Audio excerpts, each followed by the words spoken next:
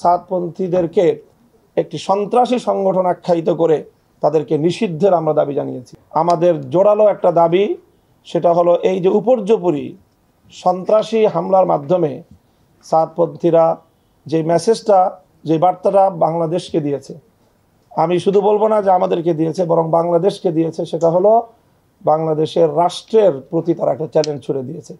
গত দুদিন যাবৎ রাষ্ট্রের সকল গুরুত্বপূর্ণ দায়িত্বশীলদের, রাষ্ট্রের প্রতিটি এজেন্সি, সংস্থা এবং প্রশাসনের সর্বোচ্চ পর্যায়ের কর্মকর্তাদের সঙ্গে মিটিং, আলোচনা হচ্ছিল যে একটা আলোচনার মাধ্যমে মীমাংসা হবে। দাবি দাবা যাই থাকে সবটাই আলোচনার মাধ্যমে মীমাংসা হবে।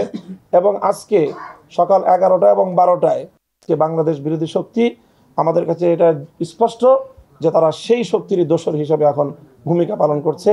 কাজেই এই অপশক্তিকে প্রতিহত করা আমরা মনে করি যে শুধুমাত্র আলেম ওলামাদের কাজ নয়, এটি বাংলাদেশের রাষ্ট্র এবং প্রশাসনেরও কাজ। কাজেই সেই জায়গা থেকে আমাদের স্পষ্ট দাবি হলো যে বিগত 2018 সালেও এভাবে হামলা চালিয়ে তারা 5,000 মানুষকে মারাত্মক আহত করেছিল।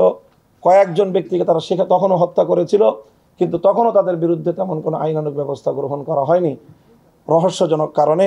আবারও তারা একই ঘটনা পুনরাবৃত্তি ঘটল। কাজে এই জন্য এই সাদপন্থীদেরকে একটি সন্ত্রাসী সংগঠন আখ্যায়িত করে তাদেরকে নিষিদ্ধের আমরা দাবি জানিয়েছি। কাজে আমরা আশা করি সেই বিষয়েও যথাযথ পদক্ষেপ গ্রহণ করা হবে।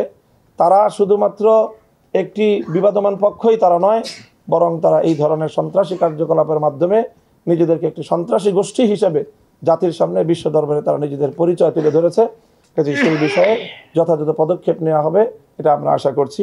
আমরা ইতিমধ্যে আমাদের এই উদ্ভূত পরিস্থিতিতে সারা বাংলাদেশ অগ্নিগর্ভ হয়ে আছে।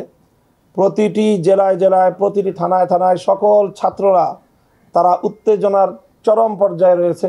তাদের চারজন ভাই শহীদ হয়েছে, এখনও বেশ কয়েকজন নিখোঁজ রয়েছে, আর আহতের সংখ্যা তো অগণিত।